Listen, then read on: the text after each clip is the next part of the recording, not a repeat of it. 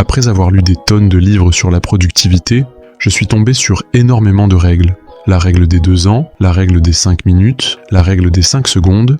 Le problème, c'est que la plupart de ces règles étaient conçues pour les entreprises ou les entrepreneurs. Mais j'ai réussi à les adapter à mes études en école de médecine, et ça a considérablement réduit ma procrastination. Aujourd'hui, je vais te partager 2 versions différentes de la règle des 2 minutes. La première règle vient du livre Getting Things Done de David Allen. Il dit que si une tâche prend moins de 2 minutes à faire, fais-la immédiatement. Par exemple, si je dois sortir la poubelle aujourd'hui, ça prend 2 minutes, donc si j'y pense maintenant, autant la faire maintenant.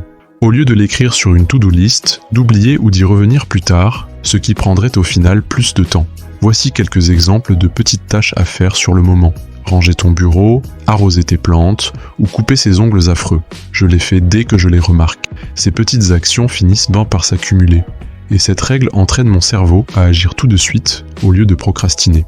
La deuxième règle vient du livre Atomic Habits de James Clear. Il explique que lorsque tu dois faire quelque chose que tu n'as pas vraiment envie de faire, réduis la tâche à une version ultra simple qui prend 2 minutes ou moins.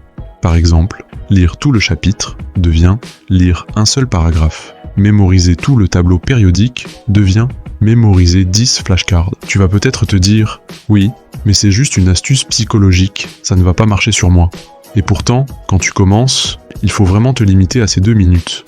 À l'époque de la fac de médecine, je voulais prendre l'habitude d'étudier 1 heure par jour avant le dîner. Alors j'ai essayé cette astuce. Je m'asseyais, j'ouvrais mon ordinateur, j'étudiais 2 minutes, je refermais tout et je passais à autre chose. Au début, ça paraît inutile, presque bête.